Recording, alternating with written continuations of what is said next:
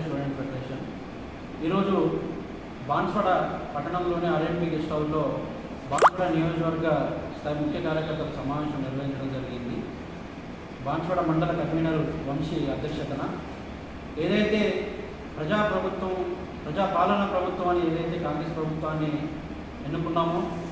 ఎన్నుకున్న తర్వాత విద్యారంగ సమస్యలు పరిష్కరించడంలో కాంగ్రెస్ ప్రభుత్వం పూర్తిగా విఫలమైందనేది మేము భావిస్తూ ఉన్నాము.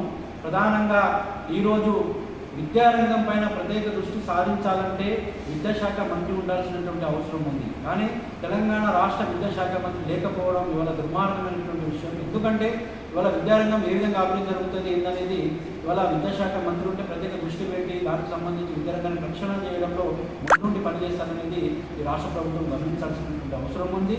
దాంతోపాటు ఏదైతే ఫీజు రియంబర్స్మెంట్ దాదాపు 7,000 కోట్ల రూపాయలు రాష్ట్ర వ్యాప్తంగా పెండింగ్లో ఉండడం వల్ల ఇవాళ అనేక మంది విద్యార్థులు ఇవాళ పై చదువులకు వెళ్ళాలంటే సర్టిఫికెట్ల గురించి ఇవాళ ప్రైవేట్ డిగ్రీ జూనియర్ కాలేజీలో ఇవాళ పేద మధ్యతరగతి విద్యార్థుల యొక్క ఫీజులు పే చేయాల్సినటువంటి అవసరం ఇవాళ దృష్టికి ఇవాళ ఉన్నటువంటి పరిస్థితి. కానీ ప్రజాపాలన ప్రభుత్వంలో ఇవాళ విద్యార్థులు అనేక ఇబ్బందులు పడుతున్నా ఇవాళ రాష్ట్ర ప్రభుత్వం పట్టించుకున్నటువంటి పరిస్థితి ఉంది.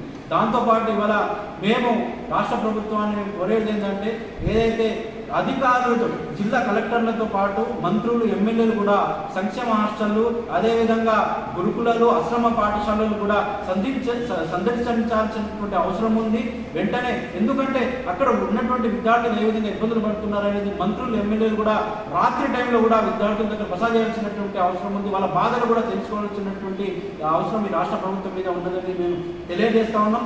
దాంతోపాటు అదే విధంగా విద్యారంగంలో ఇవాళ విద్యా సంస్థల్లో ఇలా అధిక ఫీజులు వసూలు చేస్తా ఉన్నటువంటి పరిస్థితి. దానిపైన కూడా రాష్ట్ర ప్రభుత్వం ఆలోచించాలి. ఫీజు నియంత్రణ చట్టాన్ని అమలు చేసే విధంగా రాష్ట్ర ప్రభుత్వం దోహదపడాల్సినటువంటి అవసరం ఉంది.